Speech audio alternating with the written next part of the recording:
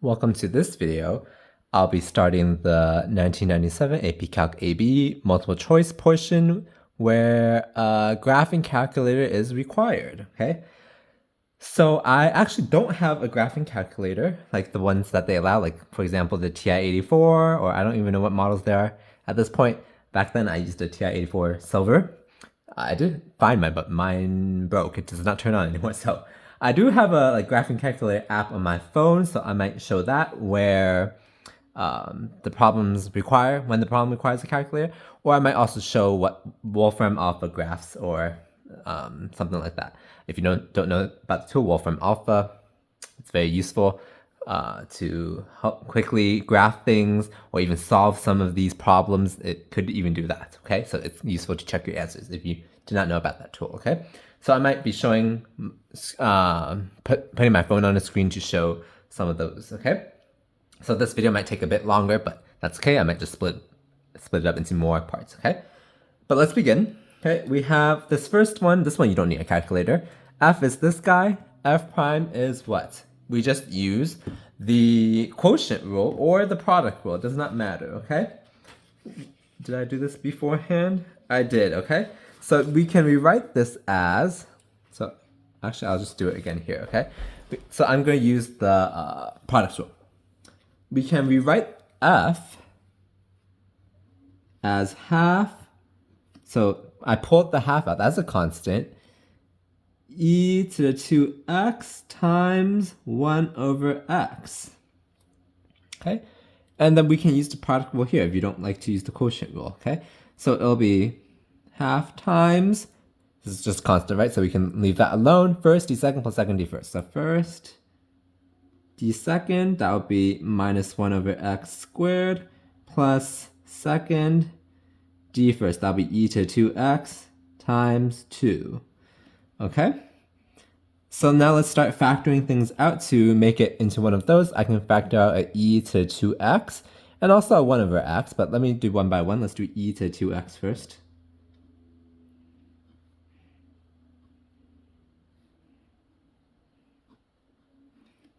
Okay, so that's what I got after I factor out e to 2x. Now I can factor out a 1 over x. Or should I factor out a 1 over x squared? Let me not do that. Let me combine these two into one fraction. So I multiply this guy by x over x. Okay, so we get half e to 2x. It's a common denominator now, so x squared's on the bottom. And then we have 2x minus 1 on top. 2x from here, minus 1 from here, okay? Now, do we get a matching answer? It looks like e to me, and that's correct. Okay? Graph of the function, this guy changes concavity at x equal to what? Okay, so I would just graph this right away. And then just look where it changes concavity after you graph it. Okay, so let me put that on my phone and then I'll show you. Okay, so this is what Wolfram Alpha shows. Actually, okay, let's eyeball it first to see how it looks, okay? So this is how the graph looks. If I punched it in correctly, looks like I did, okay? So we know that it's concave down here and then it changes concavity somewhere here and it becomes concave up, okay? So what is that point there? Well, we need to get a precise answer actually. So let's, if you have like the TI-84, I know that you can put this as y1, y2 would be n derive of y1 with respect to x, and then y2 would be, y3 would be, did I say y? So y1 is this guy, y2 is n derive of y1, and y3 is n derive of y2. That's how you get the second derivative, okay? But we can also just do this by hand if, okay, so if, let me do it over here, y prime would be 3x squared plus 12x plus 7 plus 2 sine x. Y double prime would be 6x plus 12 plus 2 cosine x. So let me graph this one. And we're going to find where it's equal to 0 to see where it changes concavity. Because that would be a point of inflection if the second derivative changes sign. Okay, so let me graph that now. Okay, so it'll look like this. So this is much clearer that it's very close to -2. And if you have the graphing calculator, you can even find that 0. Okay, but since Wolfram Alpha, in Wolfram Alpha, you can type solve for this and then it'll spit it out. But I can also just see that it's this guy. Okay, minus 1.89. All right, the graph of f is shown in the figure above. If integral from 1 to 3 f of x dx is 2.3, and capital F prime is f of x, then f of capital F of 3 minus capital F of 0 is what? Okay, this is just saying that f is the capital F is the antiderivative of lowercase f, because if we differentiate f prime, capital F, that's capital F prime, which is f, okay? So capital F is the antiderivative of lowercase f. So if we want capital F of 3 minus capital F of 0, that is just integral from 0 to 3 of lowercase f of x dx, okay? We have the integral from 1 to 3, so we can even break this integral from 0 to 1, lowercase f of x dx, plus integral from 1 to 3, lowercase f of x dx. We know that this second one is 2.3. What's this one? Well, it's just the area of this rectangle. You can count the squares, or you can see it's 1 times 2, which is 2. So 2 plus 2.3, 4.3. Okay. Let's move on. Let f be a function such that limit as h goes to 0, f of 2 plus h minus f of 2 over h is 5. Which of the following must be true? You should recognize this is the derivative. Okay. F is continuous at x is 2. Well, since the derivative, okay, so this is, let me just write it as f prime of 2 is equal to 5, okay? This is what this difference quotient says. If something is differentiable at that point, it's continuous at that point, okay? So we know this is true. We just said f is differentiable at 2 because we know that f prime of 2 is 5. That's this, okay? Derivative of f is continuous at x is equal to 2. So you gotta be careful here. F is differentiable, which means f is continuous. F prime, we don't know if it's continuous at x is equal to 2. We just know that we don't know what the limit is, because remember, derivative is limit. We don't know if the limit exists there. Okay, so for f prime. So this is not true. We don't know anything about f prime, except that the value is 5 at 2, okay? So that is 1 and 2 only, okay? So remember, this is just the derivative at 2, but we don't know the behavior of f prime around 2, okay? Let f be the function given by f is 2e to the 4x squared. What value of x is the slope of the tangent line, that's the signal derivative, tangent to the graph of f at f of x equal to 3, okay? So 1 is the slope of the tangent line equal to 3. So we need to find f prime, okay? Which I did over here. F prime, we find the derivative of this, that's 2e to 4x squared times derivative of 4x squared, that's ax. We set it equal to 3. We just solve for x using the calculator. That is, x is 0.167 whatever, okay? So it should be a. How do we solve this in the calculator? Well, you can graph this as y1, you can graph this as y2, find the point of intersection, that's fine. Or you could do this, minus 3 is equal to 0, or meaning y is equal to this guy minus 3 and solve for where it's 0, okay? Or graph it and find the zeros. You can do that also. Railroad track and a road crossed at a right angle. Observer stands on the road 70 meters south of the crossing and watches an eastbound train traveling at 60 meters per second. How many meters per second is the train moving away from the observer 4 seconds after it passes through the intersection? Okay, so what's happening? This is crossing at a right angle and observer stands 70 meters south of this point, okay? So this is the crossing. Observer is 70 meters down, okay? And this train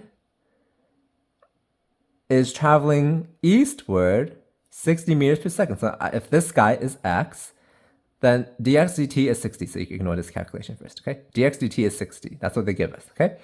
How many meters per second is the train moving away from the observer? So this is the distance from the train to the observer. So let's call that L, some length L. I don't want to put D because if I put dd, dt, that'll get confusing, okay? How many meters per second is the train moving away from the observer? So we're interested in dl dt, okay? 4 seconds after it passes through the intersection. So if the train is here 4 seconds later, we know that velocity is 60 meters per second. So 60 times 4 is 240. So at this point, x is 240. So this length is 240, okay? So we can use the Pythagorean theorem where 70 squared plus this distance x squared is L squared. So we don't want to put this yet because if we put it there, then we differentiate, then it's equal to 0, okay? So we don't want to do that yet. Plus the distance is changing with respect to time. So, okay. So this is the Pythagorean theorem. 70 squared plus x squared is L squared. We differentiate, derivative of this guy is just 0. So 2x dx dt is 2L dl dt, okay?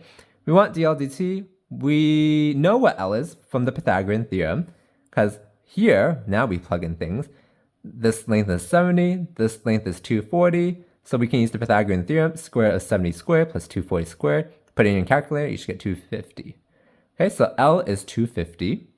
Dx dt is 60. X is 240. So we just solve for dl dt. You should get 57.6. Okay. Y equals 2x minus 8. What is the minimum value of the product xy? This is optimization, okay? Excuse me. So we're trying to minimize this product. So if I call that product z, z is equal to xy, that's the product. We want to minimize z, okay? So we want to make this into an equation of one variable. Let's use this guy, y is 2x minus 8, okay? So I plug that in as y, so we can simplify to 2x squared minus 8x. We find the derivative of z. Z prime is 4x minus 8. So that's just power rule from over here. We set it equal to 0. We see that x has to be equal to 2. Let's confirm it's a minimum at that point. So we do the first derivative test. We plug in like a number less than 2, like 0. This would be negative. Plug in some huge positive number, this would be positive. So we confirm a minimum exists there, okay? So if x is 2, then y is equal to what? It'll be 2 times 2 minus 8, which is negative 4. So the product, the minimum value of xy would be 2 times negative 4, which is negative 8.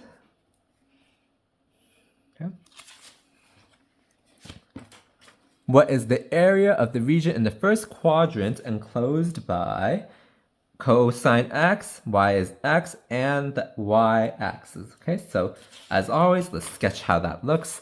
We know how all these look. Cosine looks something like this in the first quadrant. Okay, so it'll cross 0, the x-axis at what? At pi over 2, right? But we don't really care about that over here. Okay, y is x is just some linear line like that. Y-axis is over here, so I shaded the region. Area is upper curve minus lower curve. Okay, so what is the limits of integration though? It's from 0 to what's this point in x?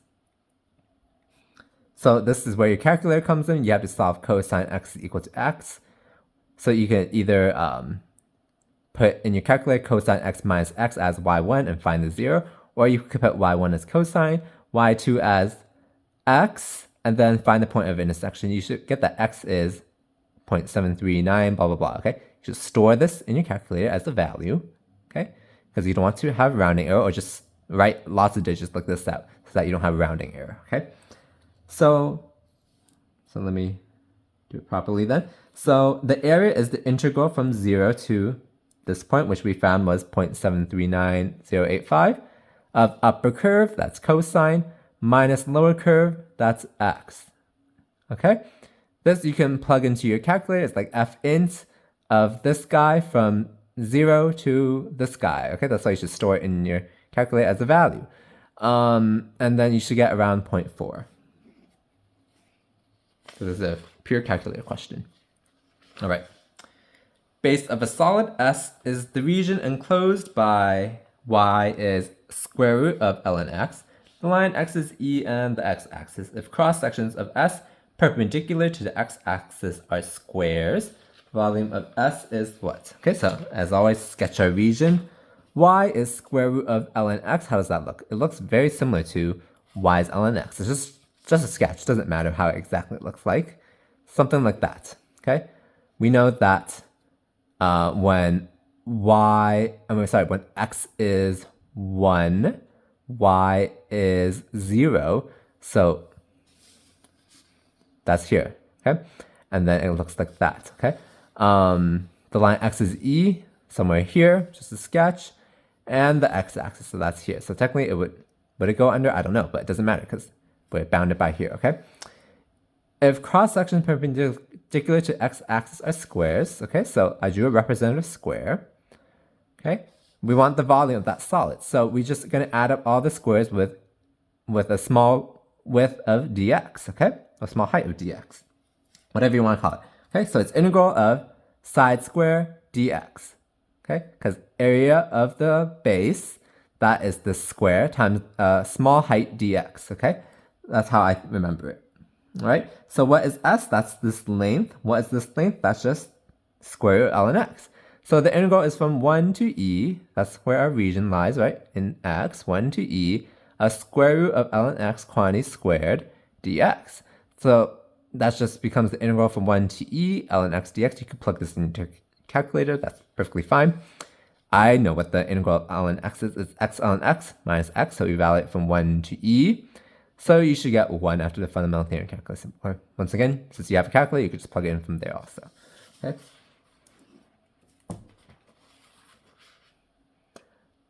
All right. How far are we? Let me do. Oh, is this it? Only these few left? Oh no, there's more. Okay. Let me finish this page then, and we'll call it a part. Okay. So if the derivative of f is given by this guy, at which the following values of x does f have a relative max? Okay, so let's do the first derivative test, as simple as that. Okay, so what are the critical points of this guy? Okay, so we need to use our calculator to get where this crosses 0. Okay, so let me graph that real quick, but I have the answer right there. Okay, so I have this graphing calculator app that could do it, okay? So we are interested when this guy is 0. So actually this app has a function where you can find roots. So first one would be at minus 0.458962. So that's what I wrote over there. Next one over here would be 0.91. That's what I wrote there. Next one over here is 3.733079. Okay, so I just truncated it from there, okay? Here we don't need to have the exact values because we're just doing the first derivative test, okay? We're finding where we're finding where there's a relative max, okay? So we plug in some huge negative number. Actually, we don't even need to plug in because we have the graph, okay? So we know that from this point and going to the left, it's negative, okay? From this point to this point, it's positive. So I wrote that there. From this point to this point, it's negative, and then after that, it's always positive, okay? So we did the first derivative test because we can look at the graph of this, okay? So where does the derivative change from positive to negative? That's at this point. Why did we care that change from positive to negative? That's where the relative max occurs. So at 0.91, that's where the relative max occurs. Okay? Let me give me 1 second. Okay. Let f of x be square root x. If the rate of change of f, that's your signal derivative, at x is c is twice its rate of change at x is 1, then c is equal to what? Okay, so I'll probably even squeeze it down here. Okay, so I'll do it live. Okay, so we want where, so as I said, rate of change, that's the single derivative. So this is saying that the rate of change at c, so f prime of c, is twice its rate of change at 1. So it's twice f prime of 1. Okay, so let's solve for c, but we need to get f prime first. F prime is just 1 over 2 root x. Okay, so it'll be 1 over 2 root c is 2 times 1 over 2 root 1. Okay, so we can just say 1 over root c is equal to 2. Okay, and then we can invert both sides. So root c is equal to half, and then square both sides. C is 1/4. As simple as that. Okay, and the last problem for this part of the video. At time t greater than or equal to 0, the acceleration of a particle moving on the x-axis is, a of t is t sine t.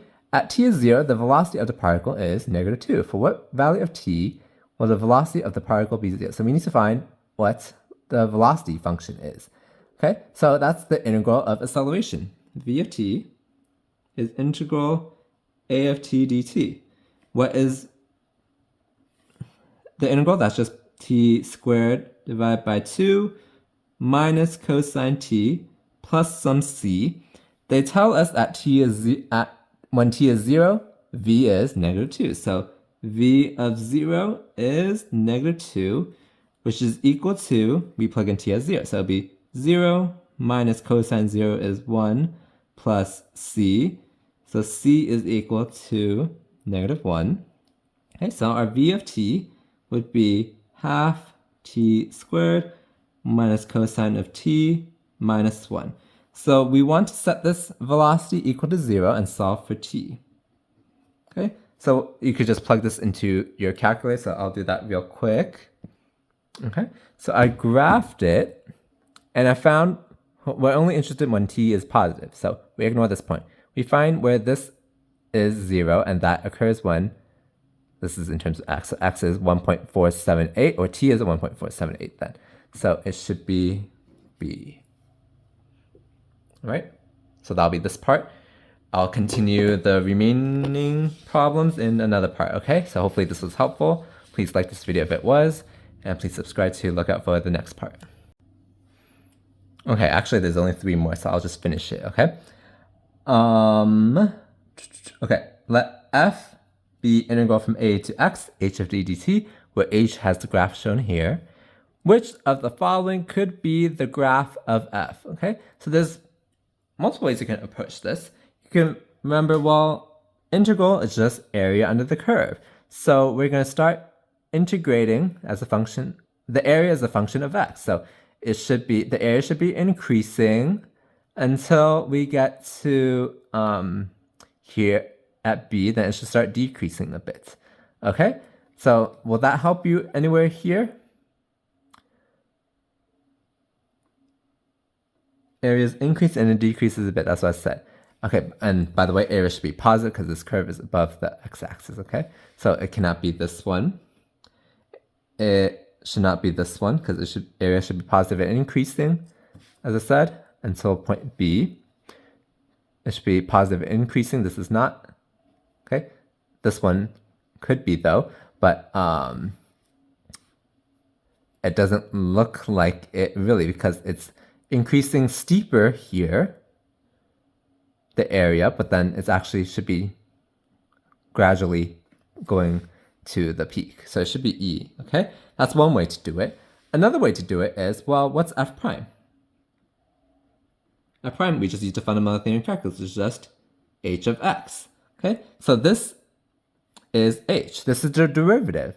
So we know that the derivative, when it changes sign, there should be a relative max or min. So this went from positive to negative, so there should be a relative max at b. So looks like maybe this one, but this point is not differentiable there. So it's probably not that, okay? That's another way to get rid of that. And then this one has a relative max there. This one doesn't. This one has a relative min, so no. This one doesn't either. So that's another way to do it. Okay, 2 more. Let's finish this. Table of values for a continuous function f is shown above. 4 subintervals from 0 to 2 are used, which the following is a trapezoidal approximation of integral from 0 to 2 of x dx. Okay, so when we have 4 subintervals, conveniently they give us the 4 subintervals, but let's say we didn't see that right away.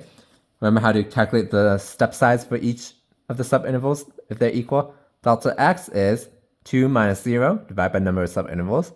That's 4, so it should be half. And once again, coincidentally, conveniently, or purposefully, they give that in this table of values, okay? So we have one interval here, one interval there, one interval here, and one interval here, okay? So there's a trapezoid here, trapezoid here, trapezoid here, trapezoid here. So if you remember the general formula for trapezoid rule, it's something like this. I'll go over it in a bit. If not, you can just remember what the area of a trapezoid is. It's average of the bases times the height, okay? So the height would be delta x, okay? So if you remember the formula, it's just delta x divided by 2, the first point, plus 2 the next point, plus 2 the next point, plus 2 the next point, so on and so forth, all the way until the end, which is no more 2. It's just f of the end point, last point, okay? So delta x over 2, f of 0, plus f of 0.2, f of 0.5, plus 2 f of 1, plus 2 f of 1.5, plus f of 2, okay?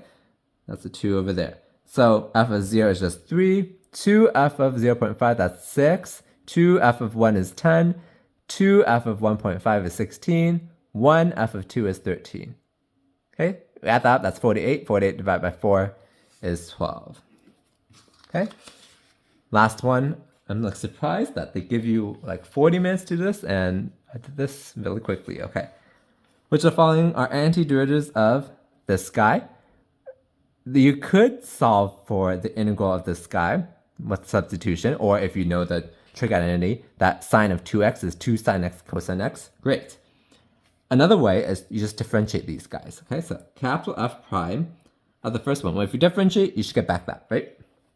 If you differentiate this first one, it'll be 2 over 2 sine x times cosine x by the chain rule. So just sine x cosine x, so this is good. This one, well, if you the sine squared over 2 is correct, then cosine squared should not be, okay? It needs to be shifted if it were, okay? So we already kind of know it's not, but let's check. It'll be 2 over 2 cosine x times minus sine x, which is minus sine x cosine x, which is wrong. How about this one? Capital F prime would be minus 2 over 4. So let me do it like this. By the chain rule, minus 1/4, that's the constant. Derivative of cosine would be minus sine, and then chain rule times 2. Okay? So this is what? That would be half sine 2x. Okay, but here you need to use a trig identity. It is actually the same as half times 2 sine x cosine x, which is sine x cosine x. Okay, so this is good.